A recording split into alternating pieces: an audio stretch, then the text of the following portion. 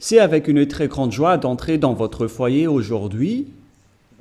Nous sommes arrivés au moment où nous allons écouter ensemble l'enseignement qui porte quel numéro déjà? C'est le numéro 1, notre enseignement d'aujourd'hui. Après une pause assez longue, nous allons avancer dans la suite de l'enseignement. Le titre de l'enseignement d'aujourd'hui concerne le Dieu d'Abraham. C'est quel livre qui parle de lui? Vraiment? Est-ce que c'est le Coran de l'islam? Ou bien le Sefer Torah juif? Voilà ce que nous allons voir ensemble pour aujourd'hui. Je précise bien que notre enseignement porte le numéro 1 pour aujourd'hui, c'est-à-dire un nouvel enseignement que nous allons suivre ensemble selon les directives de Yahushua. Gloire éternelle à lui. Premièrement, je réitère mes salutations pour vous qui m'écoutez et je vous souhaite le meilleur pour vous qui suivez déjà la parole et l'enseignement en ce moment. Nous sommes arrivés au moment où nous allons avancer dans cet enseignement numéro 1 pour aujourd'hui, que vous allez suivre avec moi, l'ambassadeur de Yahushua, Ziadia Elia. C'est moi qui est avec vous en ce moment, que vous voyez en image, et ma voix, vous êtes déjà habitué à l'écouter de manière habituelle. Et je répète encore le titre de notre enseignement. Où est-ce qu'on peut trouver la vérité? C'est dans quel livre qui parle vraiment du Dieu d'Abraham? Car là, on parle vraiment du livre juif. Pourquoi je parle du livre juif qu'on appelle le Sefer Torah? Et il y a aussi le livre du Coran. Pourquoi Elia parle du livre juif, du Sefer Torah, ainsi que du Coran? Car chacun parle du Dieu d'Abraham, chacun des deux livres, alors que chacun aussi a sa version et leur langage. Et on parle de versions tout à fait opposées, deux versions diamétralement opposées, qu'on peut dire qui sont vraiment opposées avec aucune liaison. Car par exemple, le nom du Dieu d'Abraham dans le Sefer Torah juif, c'est Yahva. Voilà ce qu'on voit dans le Sefer Torah juif. Et lorsque vous regardez dans le Coran, vous voyez que c'est Allah qui est écrit dedans. Donc, c'est clair que la question doit se poser, lequel des deux est le vrai? Car chacun a sa propre version. Et qui est-ce qu'on doit suivre si on regarde et si on écoute? Mais pour les personnes qui ne se cassent pas la tête avec le salut, ils disent que ça va de soi. Mais si vous cherchez vraiment le chemin vers le salut, vous voyez bien que ce schéma est différent. L'autre est vrai et l'autre est faux. C'est pourquoi la question, quel est le vrai livre en ce moment? Car dès le commencement, je vais vous préciser, et en même temps, je regarde un peu les téléphones, ainsi que les applications, car je vais lire le Coran à travers une application. Et donc, nous allons d'abord voir que ils reconnaissent bien, quoi déjà? Ils reconnaissent bien l'existence de quoi déjà? Du Sefer Torah. Ils reconnaissent bien l'existence du Sefer Torah, le livre du Coran. Le livre du Sefer Torah, c'est le livre juif. Nous allons d'abord lire cette parole, car si l'on veut faire le rapport avec ces deux paroles qui sont différentes,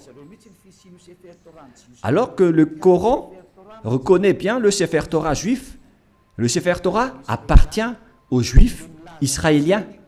Et le Coran précise bien qu'il reconnaît l'existence du Sefer Torah selon le livre du Coran, Ali Imran 3. Nous allons regarder ensemble Ali Imran 3. Et vous pouvez directement afficher, mais moi en même temps je vais rechercher un peu. Ali Imran 3.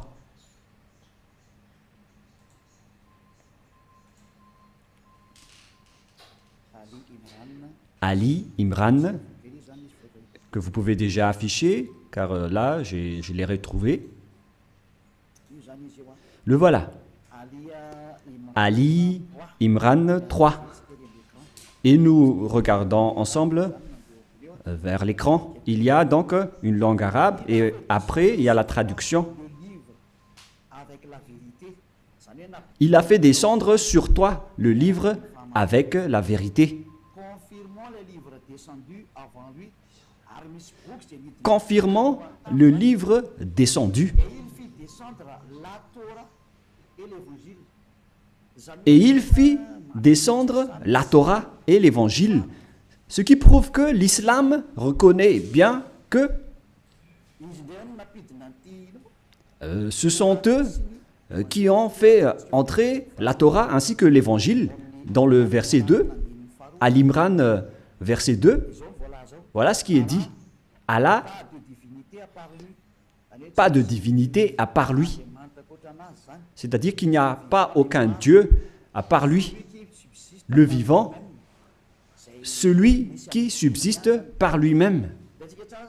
Nous voyons bien donc qu'il y a deux schémas différents qu'on doit faire connaître aux gens. Où est-ce qu'on doit aller si vous cherchez le salut? Voilà le rôle de Élia. Élia est là pour sauver tous les humains, non pas seulement ceux qui invoquent Jésus ou Jesus, mais tous ceux qui veulent avancer, vous pouvez avancer. Ceux qui veulent rester, vous pouvez rester. Et c'est pareil aussi avec l'appel aux islamistes pour leur demander de regarder la vérité, car votre livre reconnaît bien l'existence du Sefer Torah juif et ils disent que c'est leur Dieu même qui l'a fait entrer. C'est le Dieu de l'islam.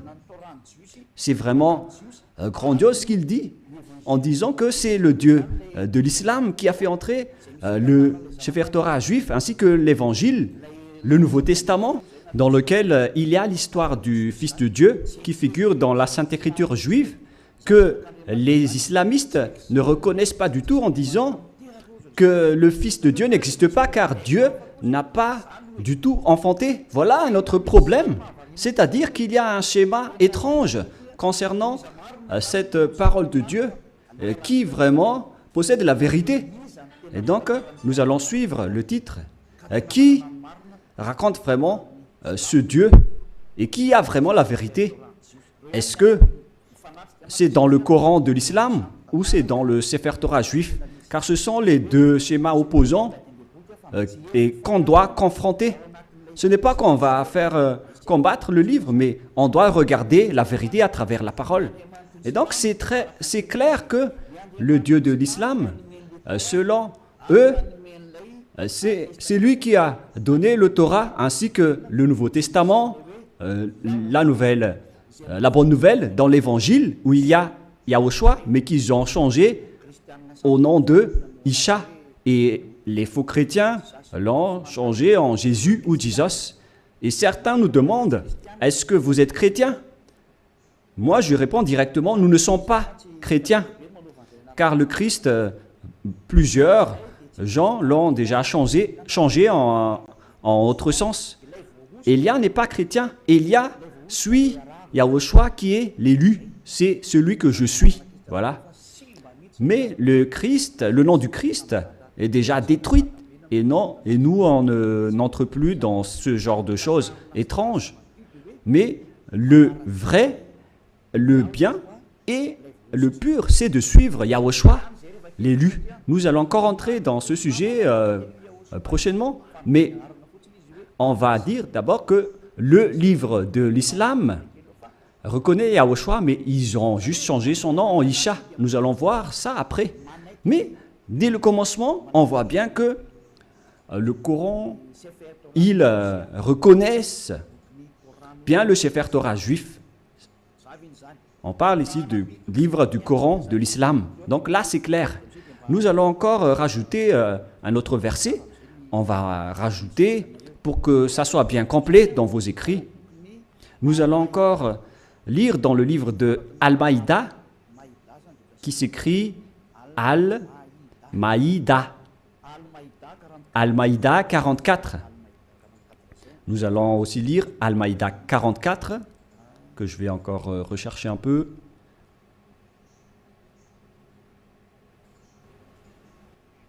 Al-Maïda 44.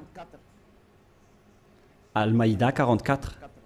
C'est-à-dire que c'est écrit en plusieurs paroles que le Torah existe. Mais comment te demanderaient-ils d'être leurs juges quand ils ont avec eux la Torah dans laquelle se trouve le jugement d'Allah? C'est-à-dire, ici la parole précise que c'est dans le Torah qu'il y a le jugement de Allah, c'est-à-dire le Dieu de l'islam. Son jugement réside dans le Torah, dans la Torah.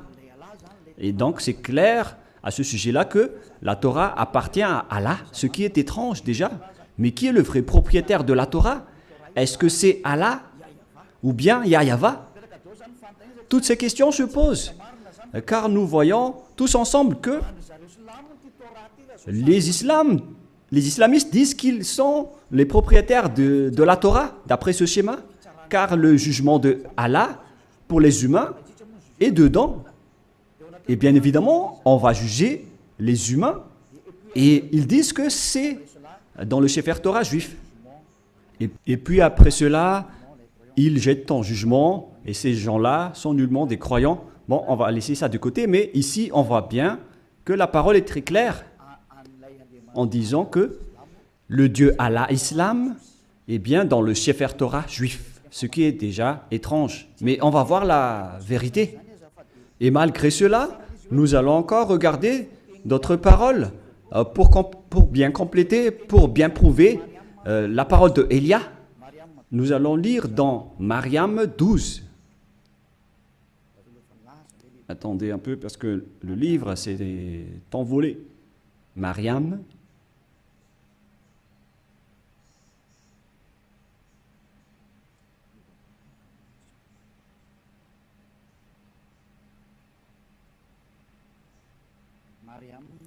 Mariam 12.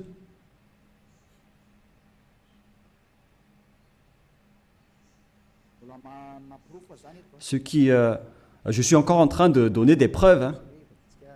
Allez-y, affichez pour qu'on le lit, les techniciens. Oh Yahya, tiens fermement au livre, la Torah. Nous lui donnâmes la sagesse alors qu'il était enfant. Ici donc, cette personne qu'on parle ici, on lui a dit de bien tenir le livre de la Torah qu'on lui a donné avec la sagesse. On lui a donné la sagesse dès son enfance. C'est-à-dire que c'est bien précisé dans le livre d'Islam, et c'est incontestable qu'ils reconnaissent l'existence du Sefer Torah juif. Alors, si l'on a vu tout cela, maintenant, on va regarder qui est vrai. Est-ce que c'est le Sefer Torah juif qui sont aux Juifs israéliens? Ou bien est-ce que c'est le Coran des Arabes? Lequel est le vrai? Et donc, nous devons revenir aux dates pour regarder la vérité. Quelles sont les paroles concernées ainsi que les dates? Premièrement, la date du Sefer Torah était vers l'année moins 2000. Et d'ailleurs, après, il a été distribué dans le synagogue selon les chercheurs et les historiens de Wikipédia. Vers l'année moins 1000, on a distribué déjà le Sefer Torah dans les synagogues. Voilà ce que les chercheurs ont dévoilé. Et d'ailleurs, les autres chercheurs peuvent penser à cela pour prouver la parole de Élia. Donc ici, on dit que l'existence du Sefer Torah était déjà vers l'année moins 2000. Nous allons donc voir l'histoire du Sefer Torah dans Wikipédia dans les autres encyclopédies humaines. Voilà donc un autre livre que j'ai sélectionné parmi les livres des chercheurs. En fait, ils sont plusieurs, ces chercheurs, qui ont sorti cette déclaration que j'ai extrait de leur livre. C'est dans l'ancien hébreu alphabet chart. Voilà son titre. Ancien alphabet hébreu chart. Le voilà. C'est en hébreu. Voilà les alphabets hébreux. Et il précise les dates. C'est en quelle année sa date de parution. Voilà donc la date. Ça a été utilisé entre moins 2000 avant Yahushua et moins 1000 avant Yahushua. C'est-à-dire que ça a été utilisé avant l'année moins 2000 jusqu'à l'année moins 1000 avant l'an 0. C'est-à-dire que le Sefer Torah juif, selon ce que tout le monde connaît déjà, notamment les savants, ils connaissent tout cela, mais moi j'ai sélectionné spécialement cela dans Ancien Hébreu Recherche Chapter. C'est-à-dire que les Hébreux ont fait des recherches avec leurs savants pour sortir cet article que ça a été utilisé vers moins 2000, qu'on a utilisé l'alphabet hébreu, colonne 1 utilisé dans l'ancienne époque, colonne 2 vers moins 1000 jusqu'à moins 100, et colonne 3 utilisée depuis moins 400 jusqu'à plus 100. Voilà donc. Alors, on voit bien que c'était utilisé vers moins 1000 jusqu'à plus 100, mais pas moins 100 pour la deuxième. Ici, on voit clairement que c'est depuis l'année moins 2000 que le Sefer Torah juif a déjà existé. Nous allons encore donner une deuxième preuve, toujours sur Wikipédia. Sur Wikipédia, ils disent, concernant la distribution du Sefer Torah juif, lorsqu'ils l'ont sorti, c'est dans Wikipédia que nous allons le lire. Voilà ce qui est dit dans le don du Sefer Torah. Don du Sefer Torah. C'est où déjà? Voilà. Le don des nouveaux Sefer Torah à la synagogue est souvent l'occasion d'une fête joyeuse avec des chants, danses et prières. Cet usage remonte au premier temple. On parle ici à l'époque où le temple de Jérusalem n'était pas encore détruit, vers 1000 avant Yahushua.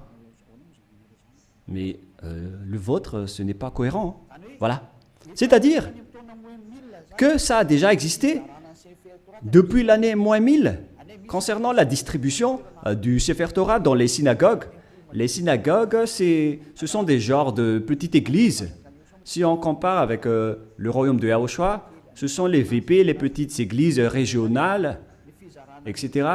Et donc, ils ont distribué le Sefer Torah depuis l'année moins 1000 dans les synagogues. C'est-à-dire, c'est depuis une époque ancienne que le Sefer Torah existait déjà.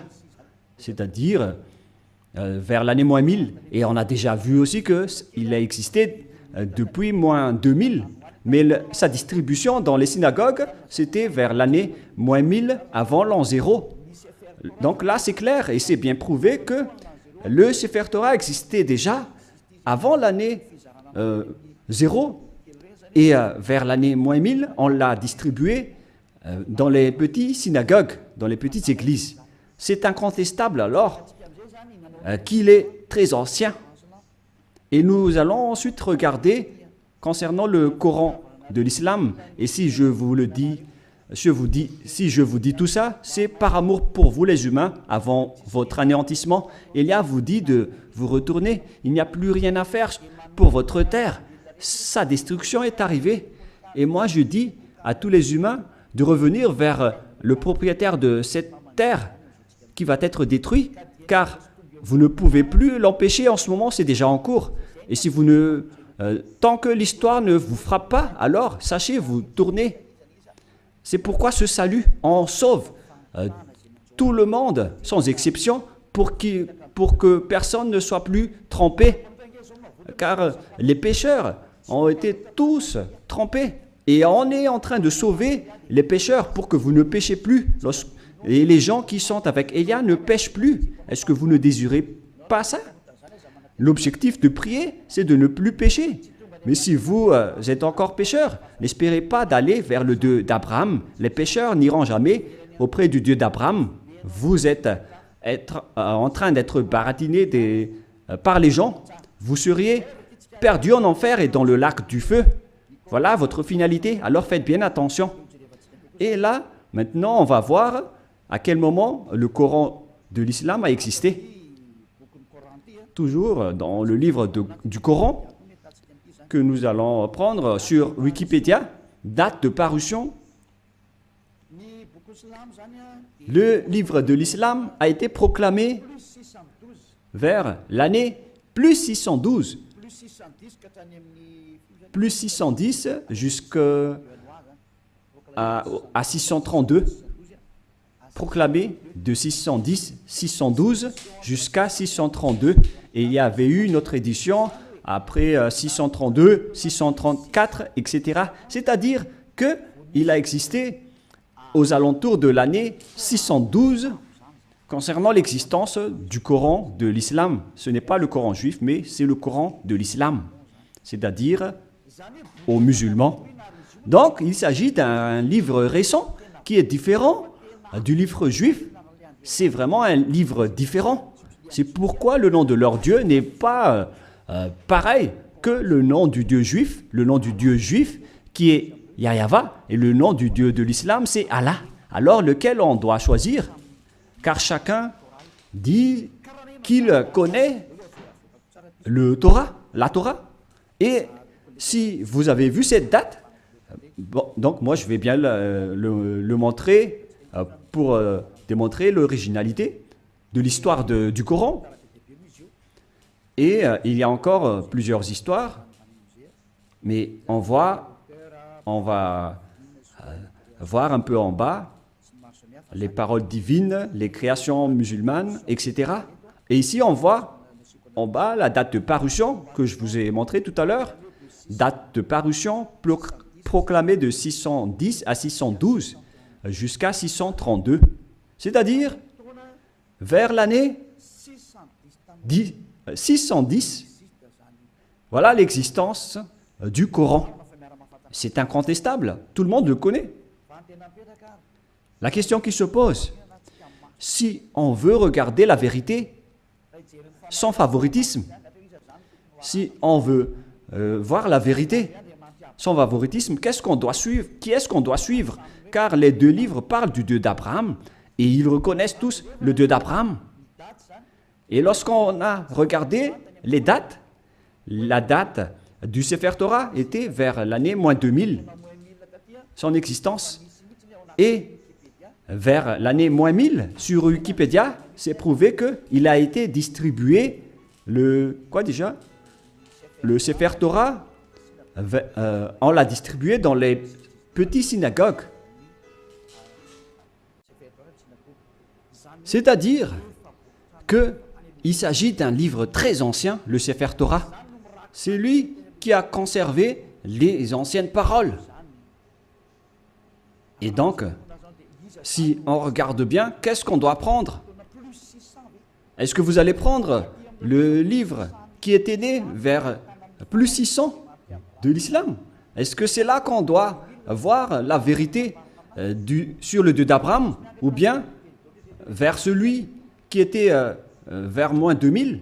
Et sans hésitation, sans favoritisme, tout le monde doit dire qu'on doit voir dans le livre qui existait vers moins 2000, qui a conservé toute la vérité. Voilà la vérité. Lorsque vous regardez l'originalité, il faut regarder le plus ancien. Si l'on prend l'exemple d'un problème foncier, on doit avoir la source de la situation juridique au tribunal, on doit voir l'authenticité, le plus authentique, le plus ancien. Et donc, c'est clair que c'est celui qui possède le plus ancien dossier qui est le propriétaire du terrain, mais pas celui qui est venu récemment. Voilà donc pour prouver la vérité qui est incontestable, même pas un tout petit peu. Voilà la question qui se pose. Qui a eu tort? Et nous allons d'abord préciser ce schéma qui est en cours. Et qui a écrit le livre du Sefer Torah d'abord? Car nous voyons bien que celui qui a écrit le livre du Coran, c'est un arabe. Et il ne peut pas nier cela. Mais celui qui a écrit le Sefer Torah juif, c'est Moshe. C'est Moshe qui l'a écrit. Et c'est justement ça qu'on va regarder en disant, est-ce que le Coran reconnaît Moshe et accepte Moshe? Voilà ce qu'on va regarder. Allons-y. Il accepte Moshe. Il accepte Moshe car c'est Moshe qui l'a écrit. C'est dans Exode 24. Quel verset déjà?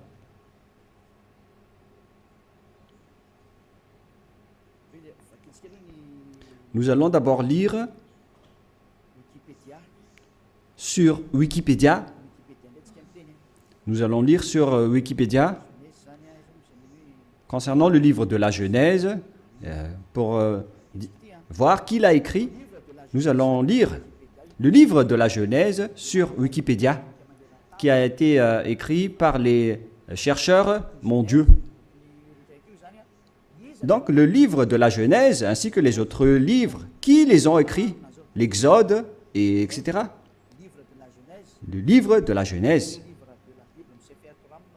Premier livre de la Bible, du Sefer Torah, car c'était des écrits récents, mais anciennement, son appellation juive, c'est le Sefer Torah.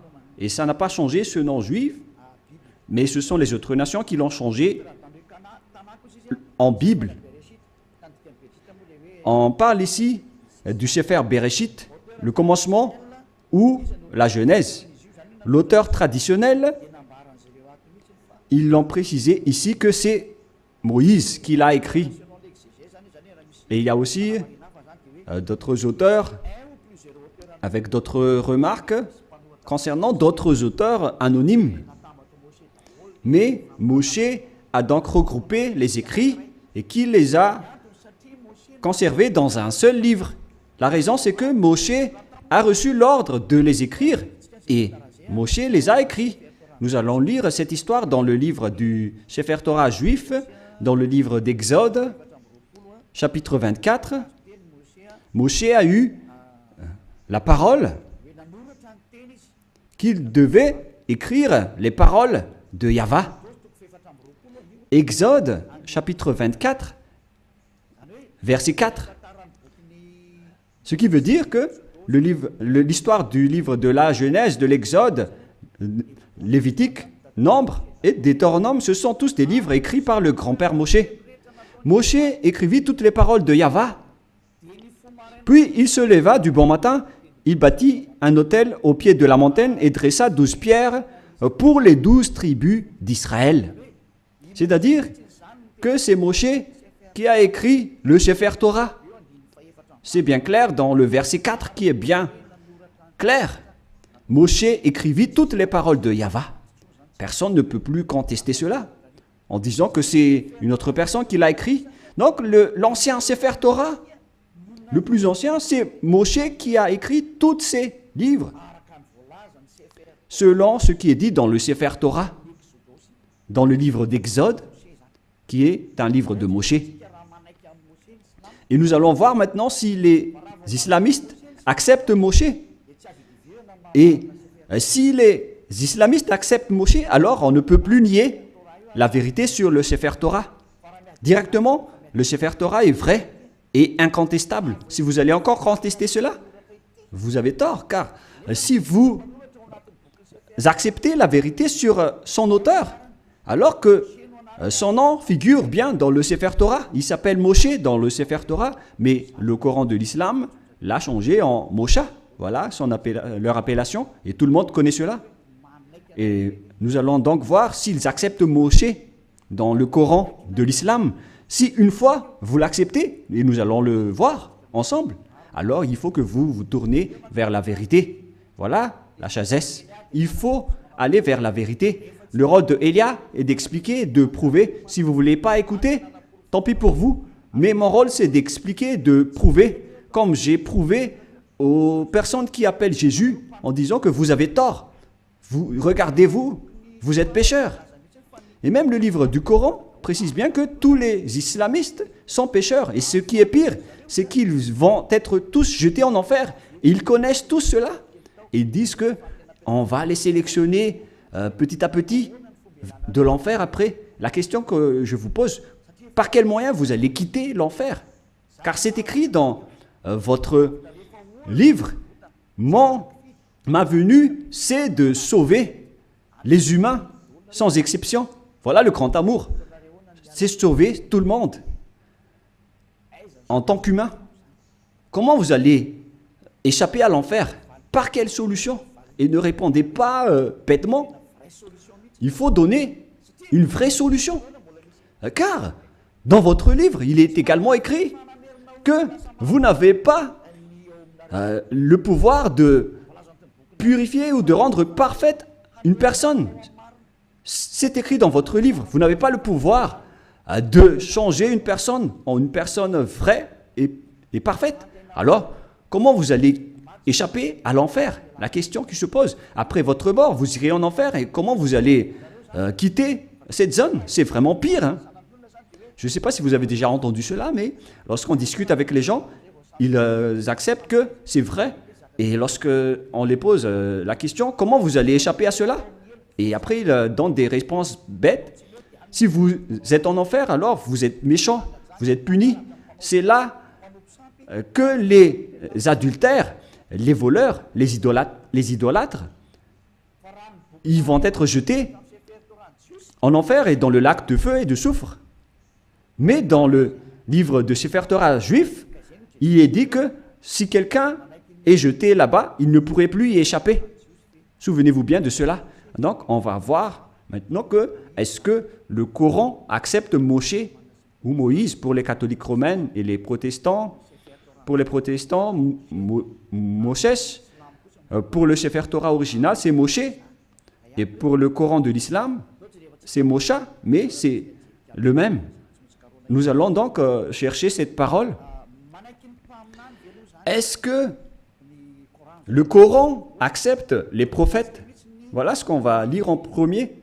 Et nous allons bien lire que les islamistes acceptent les prophètes dans le livre d'Al-Baqarah 39.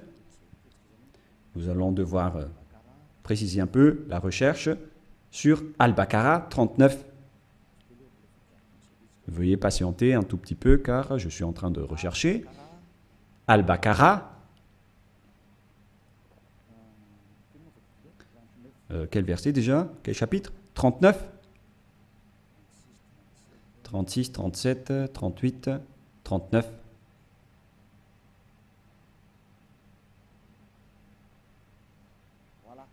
Voilà. Al-Baqarah 39, le voilà.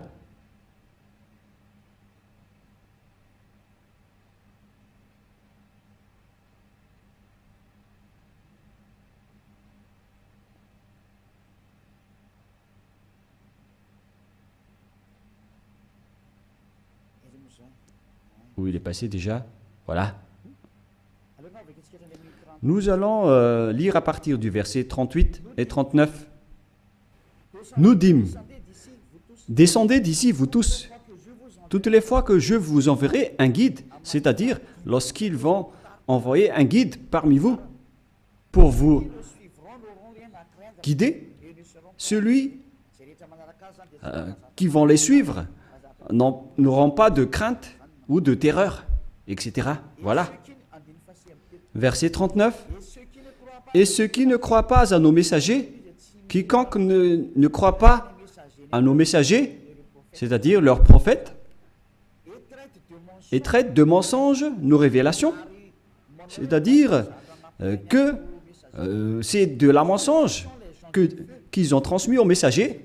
Ce sont des gens du feu, ceux qui contredisent nos prophètes, où ils demeureront éternellement. Donc, s'ils n'acceptent pas les prophètes, la parole des prophètes, vous allez être mort en enfer à jamais. C'est-à-dire qu'on doit accepter les paroles des prophètes. Alors, on sait bien tous qu'il n'y a pas de prophète plus ancien que Moshe, notamment en termes de prophète israélien. Et nous allons voir à propos de ce schéma. Voilà, premièrement. Et nous allons encore regarder dans Al-Baqarah 98. Al-Baqarah 98, qu'est-ce qui est dit ici? Nous allons avancer petit à petit. Voilà. Al-Baqarah 98. Al-Baqarah, voilà. 98. Dit, quiconque est ennemi d'Allah, il s'agit de leur Dieu, de ses anges et de ses messagers, jusqu'à ses messagers, de Gabriel et de Michaël. Vous voyez bien qu'il y a le terme Gabriel et Michaël qui se trouve dans le livre de Sefer Torah également. Allah sera son ennemi, c'est-à-dire que Allah sera leur ennemi, car Allah, le Dieu de l'islam, il est l'ennemi des infidèles. C'est-à-dire, on doit accepter les paroles des messagers ou des prophètes, sinon vous serez un ennemi de ce Dieu. C'est clair alors qu'on va voir que est-ce que Moshe est un prophète dans le livre du Coran? Mais si Moshe est un prophète, alors les paroles de Moshe doivent être acceptées par les islamistes, car Moshe est le premier prophète. Et eux, ils reconnaissent le livre de la Torah. Et Moshe se trouve dans la Torah et pas ailleurs. Nous allons également voir une autre parole, toujours dans Al-Baqarah, mais dans le chapitre 253. C'est un peu loin, ce chapitre 253. C'est encore loin.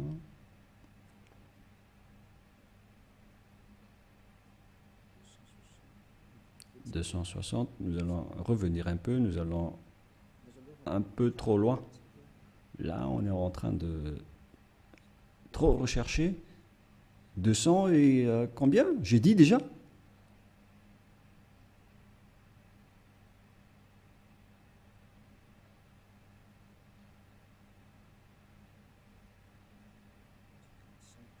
55, 54, 53, voilà.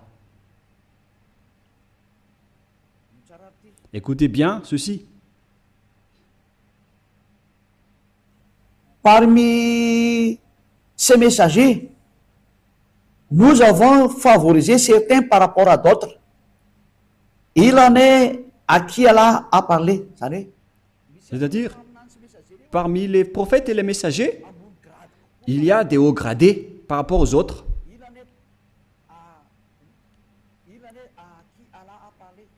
Il en est à qui Allah a parlé. Et il en a élevé d'autres en grade, qui ont été promus en grade. Ils disent Jésus ici, mais à vrai dire, c'est Yahushua. Vous voyez le changement des noms. Et les islamistes parlent de Isha. Donc, Yahushua, fils de Marie ou de Maria. Nous avons la preuve que Yahushua a le Saint-Esprit. C'est dit dans le livre du Coran. Et il est exceptionnel comparé aux autres prophètes. Et si Allah a voulu qui se sont s'entretués, etc. Mais nous allons en rester là. Mais ce qu'on précise ici, c'est qu'il y a des prophètes haut gradés parmi les autres prophètes, y compris Yahushua, le fils de Maria. C'est bien dit dans le livre du Coran, de l'islam. C'est-à-dire que, face à cette parole, le livre du Coran précise bien que ils acceptent bien que Yahushua, qui a été enfanté par Maria, a bien le Saint-Esprit. Et ils ont dit qu'ils ont bien la preuve qu'on lui a bien donné le Saint-Esprit. On lui a confirmé le Saint-Esprit. Et c'est Allah qui a dit cela selon eux. Alors ici, c'est précisé qu'on doit écouter les paroles des prophètes. Alors, maintenant, nous allons lire comment ils acceptent Moshe, Moïse ou Mosha. Est-ce qu'ils acceptent Moshe? Dans le livre d'Al-Imran, est-ce qu'ils acceptent Moshe? Voilà ce qu'on va terminer ceci pour aujourd'hui. Est-ce que le Coran de l'islam accepte Moshe? Parce que s'ils acceptent, face à toutes ces paroles, donc c'est clair que c'est le Sefer Torah juif qui est vrai et le Coran est faux, d'après tout ce qu'on a dit. J'ai donné des preuves. Je n'ai pas seulement donné des paroles du Sefer Torah, mais j'ai également donné des paroles du Coran. Comme ça, vous voyez bien que je n'ai pas fait du favoritisme, car chacun a dit sa version, et à vous de connaître lequel doit-on suivre. Et donc, le livre de Al-Miran 84 précise aussi, et je précise aussi que c'est de l'amour, tout ce que je suis en train de vous parler, pour que vous ne soyez pas jetés en enfer, au cas où vous allez être en difficulté avec le danger que vous allez subir. J'ai dit Al-Imran 84, voilà. Allons-y. Dit Al-Imran 84. Nous croyons en Allah, à ce qu'on a fait descendre sur nous. On parle ici des islamistes. À ce qu'on a fait descendre sur Abraham, en Ismaël, en Isaac. Tous ces noms figurent dans le livre du Sefer Torah, hein, en Jacob et sa tribu. On voit bien l'histoire de cette tribu dans le livre du Sefer Torah juif et de ce qui a été porté par Moïse. Moïse, et donc ici c'est le porte-parole et le prophète, et on va dire Yahushua directement. Et ici donc, on précise bien que les islamistes croient à tous les prophètes jusqu'à Jésus, Isha, c'est-à-dire Yahushua, en vrai. Depuis Moshe ou Moïse, ils acceptent tous les prophètes. C'est clair alors que le Coran ne peut pas dire qu'il nie Moshe. C'est pas vrai. On le nie carrément, car nous l'avons bien tous vu ensemble. Élia n'a rien inventé.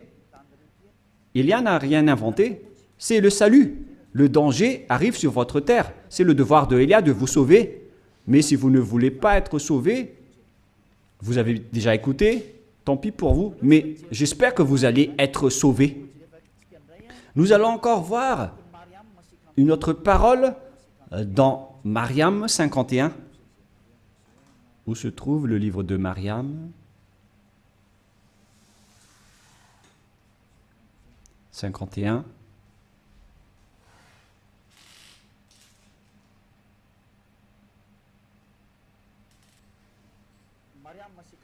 Mariam 51. Et mentionne dans le livre de Moïse ou Moshe, c'était vraiment un élu. Et c'était un messager. Et un prophète. Les islamistes exigent bien et précisent qu'il faut bien marquer que Moïse ou Moshe c'était vraiment un élu. Il faut bien donc marquer dans le livre de l'islam que Moïse ou Moshe ou Mosha, c'est un élu, c'est un porte-parole et c'est un vrai prophète, messager. Voilà. Il est également en même temps un élu, il a été choisi. C'est vraiment un élu. C'est un homme élu, alors ne le négligez pas. Voilà ce que ça veut dire. Vous voyez maintenant que les islamistes ne doivent plus nier. Car c'est bien dans leur Coran la vérité de Moshe. Et qu'est-ce que Moshe a dit? Car c'est Moshe qui va nous dire que c'est lui qui a écrit le livre de la Genèse. Nous allons aussi voir cette parole. Donc c'est clair que vous ne devez plus nier cela en disant qu'il y a des fausses paroles. Pourquoi vous allez contredire la parole de Moshe? Car la parole de Moshe est vraie et ça a déjà existé vers moins 1500. Comment vous allez encore pouvoir le nier? Vous voyez bien que c'est impossible. Directement, vous allez nier votre propre parole si vous niez les paroles de Moshe. C'est clair, donc vous devez revenir vers le Sefer Torah juif si vous voulez être sauvé. Si vous ne voulez pas revenir là-bas, alors là, vous êtes frappé par votre propre parole. Je n'ai rien inventé. Lisez bien la parole. Il faut que nous allons encore rajouter une autre parole pour prouver dans Al-Baqarah 51. Al-Baqarah 51, nous allons lire.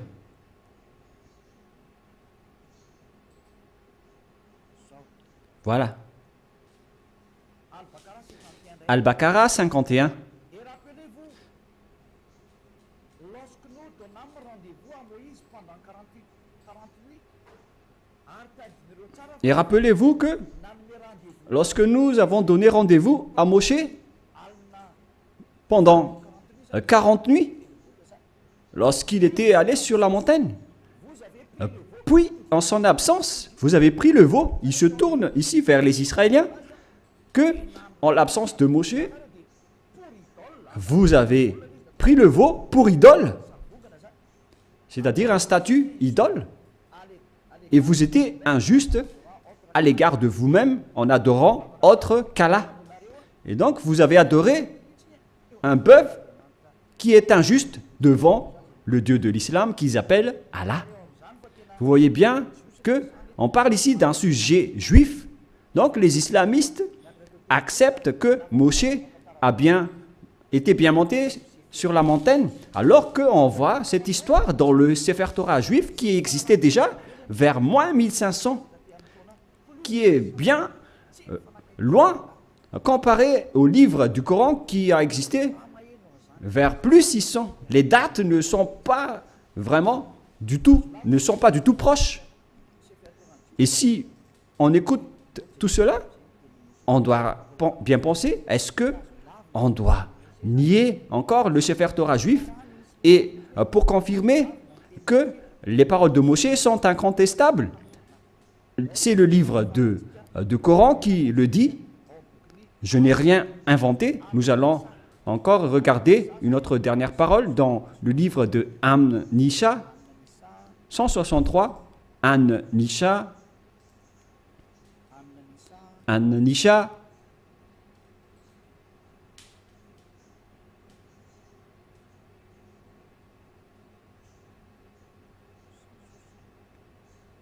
162.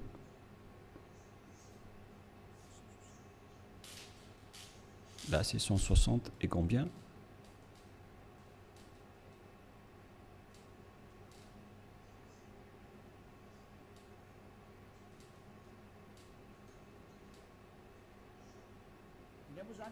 Ici, donc, tous les prophètes sont concernés. Nous t'avons fait une révélation. Comme film à Noé, nous t'avons fait une révélation, comme à l'époque de Noé. Noé, on sait tous qu'il existe dans le Sefer Torah juif, à tous les prophètes. Nous allons faire une révélation en Abraham, en Ismaël, à Isaac, en Jacob. ainsi à toutes les tribus, jusqu'à Yahushua, Job, Jonah, Aaron, jusqu'à Solomon. Et nous avons donné le Zabour à David. Le Zabour, c'est le livre de psaumes. C'est-à-dire que même le Coran de l'islam reconnaissent et acceptent le Zabour ou psaume. Z-A-B-O-U-R. Les islamistes acceptent le livre de Solomon, le livre d'Aaron, le livre de Jonas, prophète, le livre de Job, le livre de Yahushua. Alors que toutes ces histoires, on les voit dans le Sefer Torah juif vers l'année moins 2000, jusqu'à moins 1500. On a vu jusqu'à moins 1000. On a vu toute cette histoire. Donc, le Coran de l'islam accepte le Sefer Torah juif. Qu'est-ce qui est dit par le grand prophète dedans? L'élu qui n'est autre que Moshe. Moshe a dit que c'est moi qui ai écrit le livre du Sefer Torah. Et nous allons revenir à ce que je vous ai donné tout à l'heure dans Exode 24, 4. Moshe dit ici dans Exode 24, 4. Moshe écrivit toutes les paroles de Yahva. Celui qui est invoqué par Moshe dans le Sefer Torah, c'est Yahva, mais pas Allah. Voilà une première erreur. Car Moshe existait déjà vers l'année 1500, qui est déjà très ancien. Je n'ai pas encore donné la date de naissance et d'apparition de Moshe. Et dans ce livre, tout le monde le connaît. Ce n'est pas une nouvelle chose pour vous. Voilà donc l'histoire de Moshe, le Moïse historique comme titre. On parle de l'histoire de Moshe selon les chercheurs. Par conséquent, nous allons lire directement. Moïse, selon la Torah, a vécu 120 ans. Serait né en 1560 avant l'ère commune et serait mort en 1440, c'est-à-dire vers l'année moins 1500 que Moshe a existé selon l'histoire des chercheurs. Nous n'allons pas chercher et approfondir à ce sujet, mais si on va faire la recherche, on va trouver cette date de moins 1500. Et si vous allez dire, est-ce que vous avez déjà fait la recherche? Oui, mais c'est une longue histoire que nous n'allons plus y revenir. Mais là, on voit bien que Moshe était déjà né avant tous les prophètes arabes, car selon eux, c'est dans le Sefer Torah que tout a été dit. Et le Sefer Torah a été écrit par Moshe. Et lorsque Moshe l'a écrit, il a dit, vous ne pouvez pas ajouter ou retrancher les paroles. Faites attention car ce sont les ordonnances de votre Dieu, le Dieu des Juifs. Et le Dieu de Moshe, il a bien expliqué que le Dieu de Moshe, vers moins 1500, et le Dieu d'Abraham, vers moins 2000, c'est bien clair que leur Dieu, c'est Yahva, qui est écrit dans le Sefer Torah. Nous allons donc lire la parole de Dieu, la parole de Moshe, dans le Sefer Torah juif, qui a dit qu'il ne faut pas ajouter ou retrancher les paroles. Deutéronome 4.2, c'est un livre de Moshe. Et Moshe est l'élu, le prophète et le messager. Alors il ne faut pas s'opposer aux paroles de Moshe. Nous allons lire Deutéronome 4, Deutéronome chapitre 4, excusez-moi, versets 1 et 2. Maintenant, Israël, écoute les lois et les ordonnances que je vous enseigne. Mettez-les-en en pratique. On a fait porter la parole à Moshe, venant du cher père Yahva. Israël, écoute les lois et les ordonnances que je vous enseigne, mettez-les-en en pratique afin que vous viviez et que vous entriez en possession du pays que vous donne Yahva, le Dieu de vos pères. Alors il faut que Israël suit cette parole. Le Dieu d'Israël, donc c'est un Dieu des Juifs, mais pas des Arabes. la parole est réservée aux Israéliens, ainsi qu'à ceux qui veulent être sauvés. Et si vous voulez être sauvés, rapprochez-vous du Dieu d'Abraham dans le Sefer Torah juif, écrit par Moshe. Et le nom du Dieu de Moshe, c'est Yahva, que je vais faire sortir après. D'ailleurs, il est déjà écrit, que vous pouvez le voir en ce moment. Verset 2, qu'est-ce qui est dit? Vous n'ajouterez rien à ce que je vous prescris, selon le Dieu d'Abraham. Le Dieu d'Abraham qui a discuté avec Moshe, et qui l'a ordonné. Et après, Moshe a dit, dans le Sefer Torah, que les islamistes acceptent l'existence. Le Sefer Torah précise bien que vous devez observer les lois de Yahva, votre Dieu. Et donc, vous n'ajouterez rien. Et vous n'en retranchez rien aux paroles. Voilà ce qui est dit par le Dieu de Moshe. C'est-à-dire que toutes les paroles écrites par Moshe depuis le livre de la Genèse. Et après, il a organisé l'écriture jusqu'à la fin du livre de Deutéronome. Les paroles de Moshe sont bien directes. Vous n'ajouterez rien et vous n'en retranchez rien. Alors, vous ne pouvez pas dire que c'est un livre ancien et obsolète qu'on ne doit plus écouter, ou que c'est un ancien prophète qu'on ne doit plus écouter. Sachez qu'il est interdit par la parole du Dieu qui a discuté avec Moshe dans le Sefer Torah juif. Il a dit, ne rajoutez rien et ne retranchez rien. Donc, tous ceux qui ont changé le Sefer Torah juif ont tous tort. Ceux qui ont changé ce livre sont coupables devant ce Dieu de Moshe, car il ne faut rien rajouter ou retrancher aux paroles. Alors que chacun réfléchisse. Qui a fait l'erreur? Qui a fait la faute? Ce n'est pas du tout Élia. Je vous ai donné la preuve.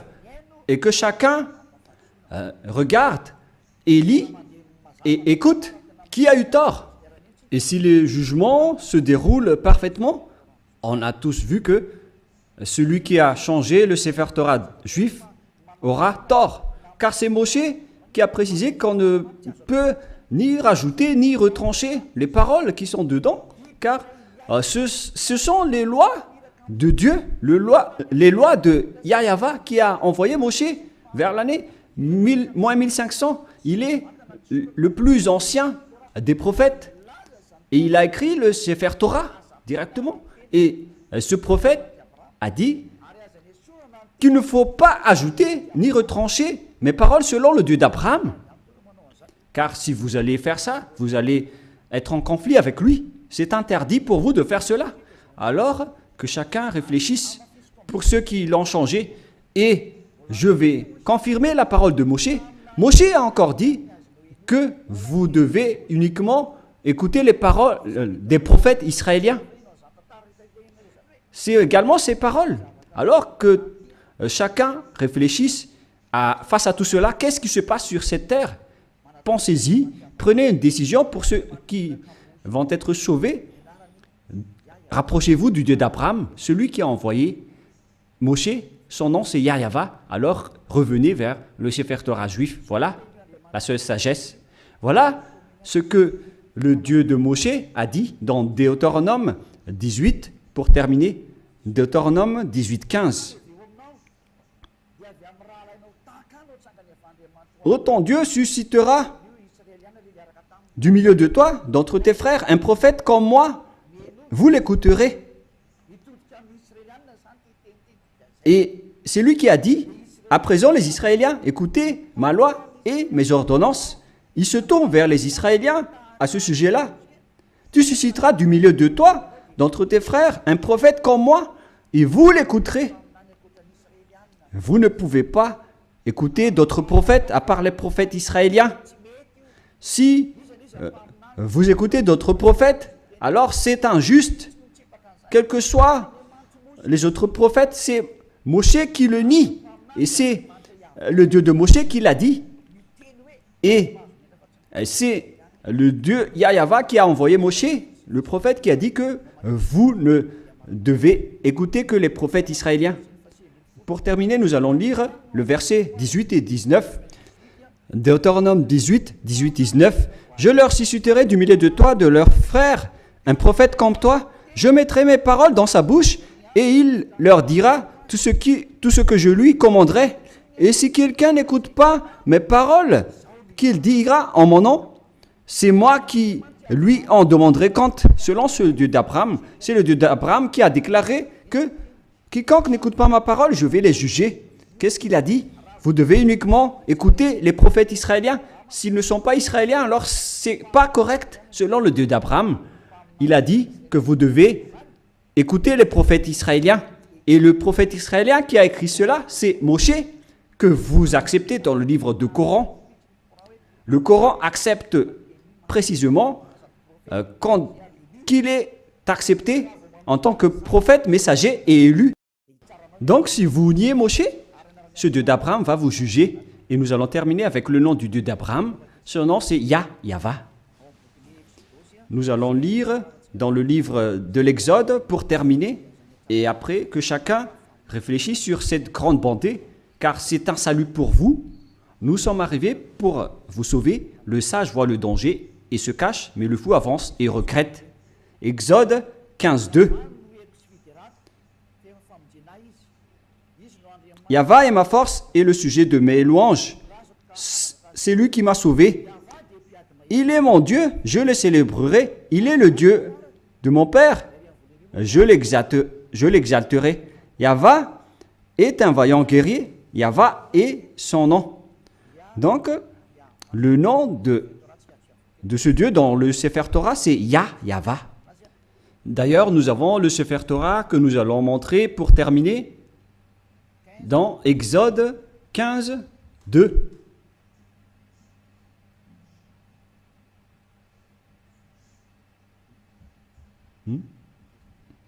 Qu'est-ce qui se passe? Exode 15, nous allons lire Exode 15. Voilà. Exode 15:2. En hébreu, il est dit ici que Avzi Vzimrat Yah. Yah, c'est le nom de Dieu. Vaili, Elishua, Evanvehu, Elohe, Ari, Varuminu. C'est Yah qui est son nom depuis le début. Et deuxièmement, Yahva, Ishmishchama, Yahva Shmo. Alors, ça veut dire Yahva, mais ils n'ont pas complété la parole, mais je l'ai déjà enseigné. Mais maintenant, nous allons revenir avec la version française, parce que là, c'est en hébreu qu'on ne peut pas comprendre.